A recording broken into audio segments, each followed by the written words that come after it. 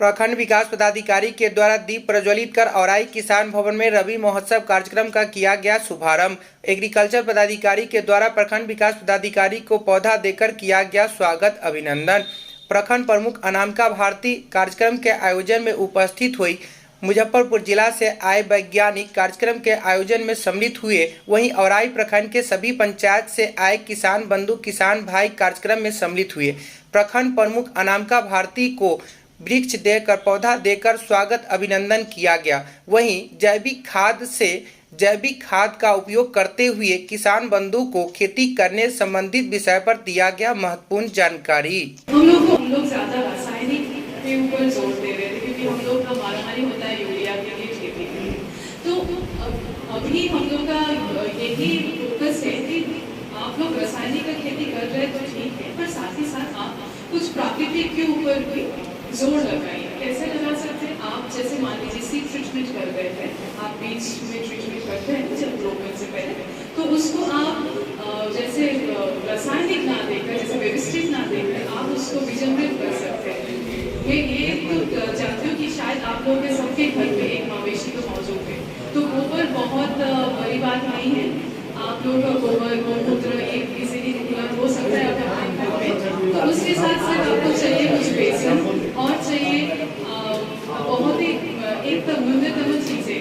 तो अगर आपके पास घरेलू पद्धति से अगर आप बीजामृत कर सकते हैं, पानी के साथ उसको घोल मिला के अगर आप बीजामृत देंगे चूना डाल के, तो आपका सीड ट्रीटमेंट भी हो जाएगा और वो प्राकृतिक रूप से होगा। साथ ही साथ आप बीजामृत के सिवा, जैसे हम लोग बोलते हैं कि हम लोग को हमेशा ये ध्यान रखना चाहिए, जैसे अभी कुछ समय पहले एक वक्ता बोल के गए कि हम लोग को ऑर्गेनिक खेती यानी कि जैविक खेती के ऊपर ध्यान देना है। तो जैविक खेती और प्राकृतिक खेती में बहुत तो ज्यादा अंतर नहीं है, पर यही देखा गया कि आपको जितना कम से कम इनपुट, यानी कि हम लोग का खेती का दो चीज बहुत ज्यादा जरूरी है, कम लागत और ज्यादा उत्पादन। जितना आप कम लागत, जैसे हम लोग का फोकस एरिया बस यही रहेगा कि आपका जो लागत खेती में लग रहा है वो कितना कम हो पाए और आपका जो उत्पादन है, उत्पादकता, वो कितना ज्यादा से ज्यादा। ये फोकस अभी हम लोग का ये है। आप कितना ज्यादा पेस्टिसाइड दे रहे हैं, इंसेक्टिसाइड दे रहे हैं, कीटनाशक दे रहे हैं, उससे आपका क्या हो रहा है? जैविक कार्बन और भी घटता जा रहा है और वो हम लोग का जो मिट्टी के लिए जितना भी उर्वरकता है वो धीरे धीरे कम होते जा रहे हैं। पर मेरा विषय फिशरीज है, मैं मन से भी लिए वैज्ञानिक हूँ और इसीलिए क्योंकि आपके ये जो प्रखंड है, मैं प्रमुख मैडम से भी बोलना चाहती हूँ कि ये जो प्रखंड है ये थोड़ा बाढ़ क्षेत्र एरिया है, कुछ हद तक ये लो लाइन एरियाज भी है। तो यहाँ पर आप लोग जैसे आप लोग जो हित देते हैं आधार से, तो उसमें कभी भी पशुपालन या मत्स्य पालन के ऊपर कुछ लोगों के पास लिटरेच नहीं पहुँच पाता है, इसलिए जागरूकता बहुत कम है। तो आप लोग अगर मछली पालन या फिर पशुपालन करेंगे और मछली पालन में सिर्फ शायद आप लोग को ज्यादा से ज्यादा पता होगा कतला रोग होने ग्लास सिल्वर कॉमन या कभी कभी जैसा से मैडम का बहुत मैंने पहल किया गया और 5 पंचायत में था, लेकिन मैडम के द्वारा हुआ कि नहीं 26 पंचायत के किसान लाभान्वित होंगे। उसके लिए मैडम के द्वारा किसान भवन में जनप्रतिनिधि से लेकर किसान कृषि कर्मी के साथ बैठक करके उसको पहल किया गया।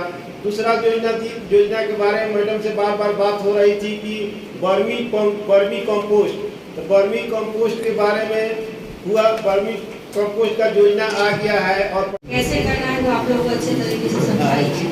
तो मैं आप लोगों से यही कहूँगी कि जैसा मैडम लोग ने आप लोगों को समझाया है मछली पालन के लिए या फिर खेती के लिए, आप लोग वैसा ही खेती करें जिससे कम लागत में आप लोग को ज़्यादा से ज़्यादा उपज हो सके और आप लोग की आमदनी, खर्चा कम और आमदनी ज़्यादा हो सके। जैविक खाद, कम लागत, अच्छी उपज संबंधित किसान बंधु के बीच दी गई महत्वपूर्ण जानकारी वैज्ञानिक के द्वारा। औराई से नरेंद्र कुमार की रिपोर्ट।